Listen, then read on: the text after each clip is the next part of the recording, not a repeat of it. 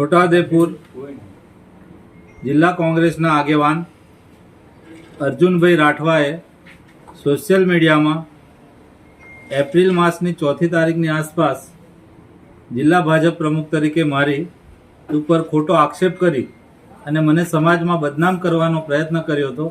Facebook અને વોટ્સઅપના અમુક ગ્રુપોમાં, જે વિરુદ્ધ ગઈકાલે મારા વકીલ મારફતે અર્જુનભાઈ રાઠવાને મેં લીગલ નોટિસ આપેલ છે અને 2.5 કરોડ રૂપિયાની માનહાનિનો દાવો એમની પર કરેલ છે.